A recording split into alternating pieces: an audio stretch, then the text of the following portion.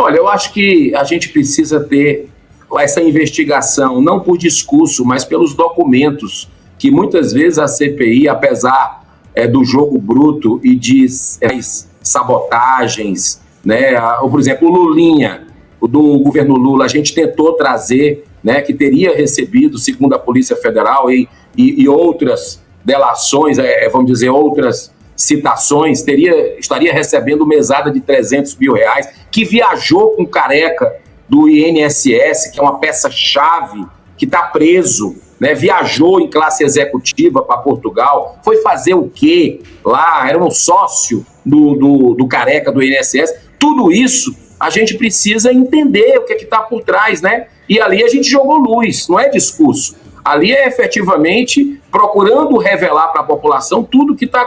Lá nós conseguimos cruzar dados. Hoje mesmo, a Sim, uma amiga do Lulinha, foi depor na Polícia Federal. Mas, estranhamente, um delegado que estava no caso, investigando o Lulinha, foi tirado, né, foi mudado de posição. Então, o brasileiro precisa ter essas informações, e muitas vezes é na CPI, é numa CPMI com esses discursos de gente que foi eleita pelo povo, que de forma técnica, né, vai lá, está analisando documentos e dados, e informando para a população que ela vai tomar conhecimento para onde foi o seu dinheiro, quem é que pode estar sendo aí protegido. E por isso a CPMI do INSS foi um sucesso retumbante, mesmo apesar dos boicotes que nós tivemos, ela prestou um grande serviço à população brasileira.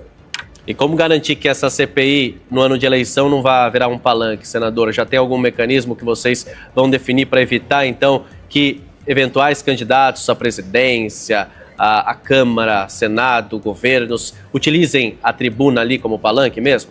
Olha, eu acho que a verdade está muito na cara do brasileiro, né? Quem é que está falando da boca para fora, quem é que está agindo, que tipo de discurso que tipo de análise técnica tem, assessoria aqui de alto nível, né? Então, inicia a gente com dados, né? Tem uma equipe que trabalha e não é barato para o povo brasileiro. Então, a gente poder devolver um pouco disso através do nosso trabalho. Então, o julgamento é com a população. Se alguém vai estar fazendo palanque, por exemplo, a CPI da Covid, que foi também na véspera de uma eleição, pandemia, a gente ali, muitos senadores que estavam no comando da CPI, eu participei como titular também, fazendo palanque em cima de túmulo de gente que morreu pela Covid. Tanto é que estavam abraçados com o Lula, naquela época já, era um interesse eleitoreiro, mas foi feito. E outros estavam com técnica, como eu, de forma independente, apontando erros do então governo, mas também querendo investigação do consórcio Nordeste, que gastou 50 milhões de reais, praticamente, com respiradores de uma empresa de maconha, que vendia produtos à base de maconha, e não entregou nenhum. Mas lá, esses senadores blindaram para que a gente pudesse rastrear o dinheiro dos municípios ou dos estados que receberam muito do governo federal. Então, o julgamento fica da população também e de instituições que acompanham, como o PGR, Polícia Federal, CGU e outras que sempre estão juntos dessas CPIs ou CPMIs. Inclusive, o senhor tem criticado os gastos do presidente Lula em viagens internacionais, né? William, vou te falar, viu? Nunca se gastou tanto, é uma coisa escandalosa a gente vendo aí os hotéis, né? E como se o Brasil tivesse as mil maravilhas, né? E o brasileiro, infelizmente, tendo um problema gravíssimo aí junto ao emprego no aspecto das bets, de casas de apostas, que eu votei contra, e o governo Lula, que diz defender os pobres, e o Centrão votaram a favor dessa desgraça, que tem tirado dinheiro produtivo, né, de atividades produtivas, e levado para magnatas lá fora. Enquanto isso, perda de emprego, perda de casamento, pessoas até atentando contra a própria vida no desespero. É uma tragédia, um endividamento em massa, que só quem ganha são poucos. E a gente tem feito esse trabalho aqui, graças a Deus. Eu espero que um dia seja proibido por quem tem juízo, né, que esteja realmente à frente da nação e que possa proibir a jogatina, que só traz realmente mais vício e mais problemas do que o Brasil tem. E como o senhor avalia a ida dos bolsonaristas pro Texas para encontrar com o ex-senador Eduardo Bolsonaro para pegar ali orientações de como salvar a candidatura do Flávio Bolsonaro?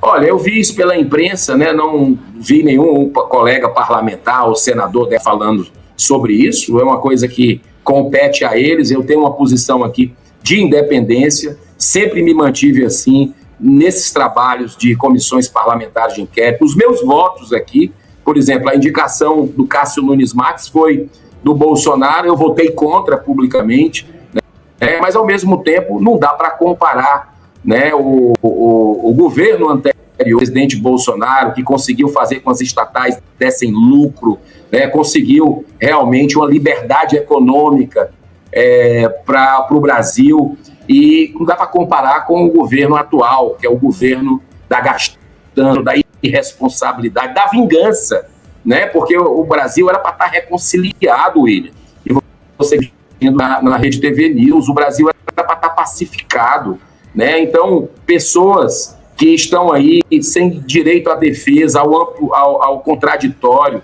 que não tiveram a dupla lição do dia 8 de janeiro, por exemplo, algumas que cometeram algum tipo de depredação do patrimônio público, que tem que ser punido com rigor da lei, mas com a legislação, e não que a gente vê uma caçada implacável a quem é crítico desse regime, Lula e alguns ministros do STF, e a gente viu aí os direitos fundamentais sendo violados dessas pessoas, e quando a gente vota uma dosimetria, para pelo menos dar um respiro, um alívio, um equilíbrio de punições de 15 anos para quem pichou uma estátua que sai com 5 minutos de água e sabão, não precisa nem isso tudo, e a pessoa pegar 15, 16 anos, ficar longe dos filhos, tantos idosos, pessoas que não foram encontradas com nenhum tipo de arma, nem faca, nem muito menos revólver. E essa turma que não quer a dosimetria, que não quer uma anistia, essa turma estava com arma, estava explodindo banco, assaltando, aeroporto explodido, você teve gente assassinada, embaixador sequestrado, e tiveram anistia naquele momento do Brasil, e agora não querem para essas pessoas que nunca tiveram passagem nem pela justiça, nem pela polícia. Então, o Brasil fica parado no ódio, né? Fica parado, infelizmente, nessa questão aí da revanche. Isso não é bom, nós precisamos olhar o nosso país para frente, porque o Brasil, com esse povo que tem, com a economia que nós temos aí, com os empreendedores criativos, com as terras, com a água, com a energia renovável, era para estar no topo do mundo. Mas por causa dos políticos profissionais e dessas mentalidades arcaicas de buscar projeto de poder pelo poder, nós estamos, infelizmente, parados no tempo, mas, se Deus quiser, as eleições nós vamos ter grandes mudanças em todos os poderes, se Deus quiser. O senhor até já disse que tem que esperar, tem que ser apurado melhor sobre a relação de Flávio Bolsonaro com Daniel Vorcaro, mas eu queria um comentário específico sobre o encontro que os dois tiveram na casa de Daniel Vorcaro, depois que Vorcaro foi preso e solto, estava com tornozeleira eletrônica, e o escândalo todo já estava sendo de conhecimento público. Olha, isso aí realmente é algo que é muito complicado, né? Que a gente vê, por isso que eu gostaria de me aprofundar nessas investigações para entender que tipo de entranhas estão nesse caso, em outros casos, como a gente tem visto aí de poderosos dos 3 poderes da República. Então, a gente precisa mergulhar nisso. Eu vejo muitos parlamentares falando que querem CPI, que querem CPMI, mas aqui ficam calados. Nas redes sociais, né, são muitas vezes aí enfáticos, mas quando chega aqui não cobra, é melhor que não ocorra. E é isso que o Brasil precisa entender, as entranhas, o jogo bruto que é feito nessa casa. Eu espero, sinceramente, que com a CPMI tudo bem, porque eu acredito que o que está oculto será revelado, né? E é importante que a população tome ciência de todos esses movimentos e faça o seu julgamento, mas que as autoridades cumpram com o seu dever, independente de que lado seja, né? Eu acho que errou, tem que pagar, e precisa se buscar todo o rastreamento do dinheiro, e é isso que eu defendo nesse e em outros casos, Igor. Vamos falar de eleições, senador. O senhor é pré-candidato ao governo do Ceará, né? Eu percebo no discurso que é muito alinhado ao bolsonarismo. O senhor é claramente de direita, mas tem um discurso ali que acaba sendo abarcado pelo bolsonarismo. Só que você tem Ciro Gomes, que está praticamente abraçado com o PL lá no Ceará. Como é que vai ficar essa disputa, então? Com todo respeito a você, Willy, que eu estou tendo a oportunidade de conhecer aqui agora, isso é um julgamento seu de alinhamento de discurso com o bolsonarismo. Se você acompanhasse o nosso mandato, você ia ter um posicionamento diferente, de independência. Eu não posso comparar o governo anterior com o governo atual. Eu já demonstrei aqui alguns casos. Por exemplo, Correios está quebrado, está com a dívida aí que estão com o Pires na mão, com dezenas de bilhões de reais, e no governo anterior dava lucro. Não tem como passar pano para esse tipo de situação, né? E outro fato é o fato que você acabou de trazer do estado do Ceará, né? Então, o PL do estado do Ceará está querendo apoiar alguém de esquerda, né? E eu sou um conservador, isso aí você pode dizer. Eu sou alguém de direita, de centro-direita, que dialoga com todo mundo, independente de partido. Por exemplo, das emendas parlamentares, eu enviei para todos os 184 municípios do meu estado, independente se o prefeito era do PT, a população não tem culpa por briga política, por projeto de poder pelo poder. E mesmo sem tempo de televisão lá no Ceará, mesmo sem ter, e eu agradeço aqui a oportunidade da Rede TV, mesmo sem ter uma estrutura, né, o Partido Novo, o partido que eu faço parte, é um partido pequeno, tem 10 anos, né, e respeita o dinheiro de quem paga imposto, eu vou para essa campanha representar a defesa da vida, desde a concepção até a morte natural. Sou contra o aborto, né, contra a liberação de drogas, sempre fui, né, a favor da ética. Sou uma pessoa que você pode me chamar de lavajatista, né, porque eu quero que a justiça seja para todos, né, e também sou a favor da liberdade de expressão. E o que a gente vê no Brasil é censura, né? Quem é conservador e quem é de direita é lá derrubado rede social, desmonetizado. Quem tem o discurso alinhado com esse regime, a história está mostrando isso já, aí faz o que quer, né? Não tem censura, não tem nada disso. Então eu vou levar para o meu povo, independente de PL, independente de qualquer outra situação, vou levar a coerência, né? Porque os meus princípios e valores são inegociáveis, assim como de milhares de cearenses que irão entender isso durante a campanha e irão realmente querer um projeto novo. E não a volta ao passado, que é Ciro Gomes, já foi governador, né? E hoje o Camilo, que é o governador, destruindo o Estado, infelizmente, índices de segurança pública inimagináveis, um dos lugares mais perigosos do planeta é o Estado do Ceará, pela fraqueza do governo do PT, e isso a gente precisa entregar a verdade. E como é que vai ser essa estratégia, então, para penetrar nesse eleitorado hoje que a direita é muito identificada, em geral, com o bolsonarismo e que está sendo abraçado pelo Ciro Gomes? Como é que a estratégia vai ser feita para penetrar, então, nesse eleitorado que hoje está abraçando um candidato que antes era ligado à esquerda?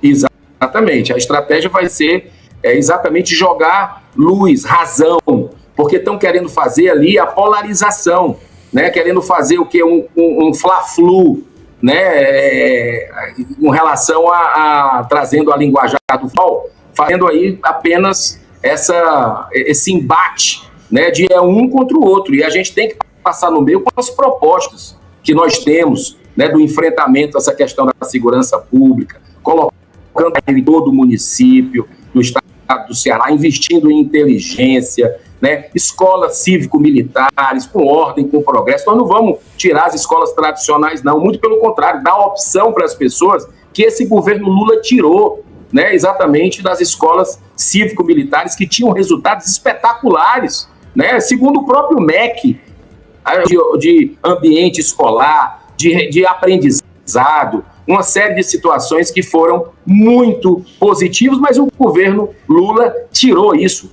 para essa alternativa das famílias, dos estudantes. Fazer também na área da saúde, que é uma área que eu tenho investido bastante, não é nem papel do senador, mas a gente tem que aplicar com transparência as emendas, e eu faço isso visitando os municípios praticamente todos os finais de semana e levando uma forma diferente de fazer política, prestando conta, né, e mostrando as pautas que eu sempre defendi, né? Então é isso que a gente vai procurar levar, mesmo sem tempo de TV, mas eu vou participar dos debates e eu acho que isso vai ficar muito claro para o público que não se vende, não se rende no projeto de poder pelo poder, que no caso do Ceará é familiar. O interesse lá do PL, infelizmente, é um projeto familiar que vai de encontro, né, totalmente contrário aos valores e princípios que o PL, por exemplo, prega aqui no Senado, na nossa bancada que a gente tem de muitos embates no bloco Vanguarda, que nós fazemos parte juntos. É isso, senador. Eu vou até destacar uma notícia atual aqui, que o adversário do senhor lá no Ceará, o Ciro Gomes, foi condenado por violência política de gênero por causa de comentários que ele fez sobre a prefeita de Crateús, Janaína Farias. Ele chamou a prefeita hoje de cortesã, né? Hoje prefeita, ele chamou de cortesã e assessora para assuntos de Câmara. Isso aconteceu lá atrás e agora, portanto, saiu a condenação. Para a gente encerrar, já dando a palavra para o senhor de encerramento, tivemos hoje a pesquisa Vox Brasil, que apontou mais uma queda de Flávio Bolsonaro em relação a Lula, depois do escândalo envolvendo o Banco Master. Então, gostaria de um rápido comentário sobre os números da pesquisa e já aproveitando aí para dar o espaço do senhor e agradecer a entrevista e o espaço concedido na agenda.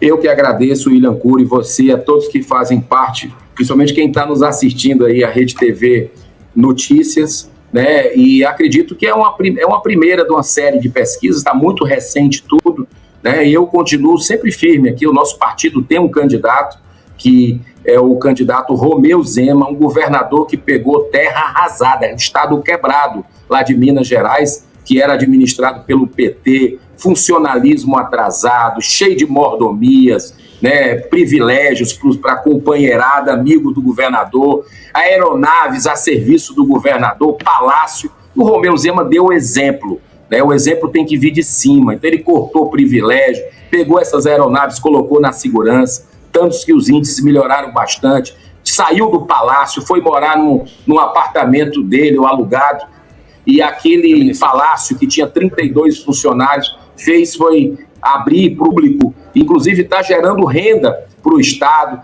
conseguiu organizar a economia, gerou 1 milhão de empregos com pandemia no meio, né? E a gente vê o governador Romeu Zema como uma alternativa firme, que tem enfrentado os poderosos do STF, mostrando as decisões injustas e também abusos. E isso é muito importante para o Brasil, que a gente tem alguém sem rabo preso para fazer esse trabalho pela nação brasileira, que, repito, merece estar no topo, mas por políticos profissionais, infelizmente, está numa situação ainda parado, mas vai mudar. Tenho muita fé, muita esperança, sou cristão e acredito bastante que Deus tem um plano para essa nação e vai dar tudo certo com o apoio das pessoas de bem, sempre, não desistindo da política. Você vê que nós estamos aí há 3 semanas da Copa do Mundo e ninguém fala disso, né? Se não fosse pelo anúncio ontem da escalação, ninguém estava falando. Mas o Brasil está querendo saber sobre política, está interessado. Precisamos dar essa virada, porque, como diz Platão, 350 anos antes de Cristo, o destino das pessoas boas e justas que não gostam de política é serem governadas por pessoas nem tão boas e nem tão justas que gostam de política. Então, o brasileiro de bem tem que entrar, tem que se posicionar para que a gente possa virar essa página do atraso e ir adiante. Obrigado, Deus abençoe vocês, tudo de bom, muita paz. Obrigado, senador Eduardo Girão, senador pelo Partido Novo no Ceará. Obrigado pela participação aqui, pela disponibilidade na agenda. Sei que tem sessão daqui a pouco aí no Senado, então eu te agradeço demais. Obrigado. Tá sempre abertas as portas aqui para a participação do senador Eduardo Girão.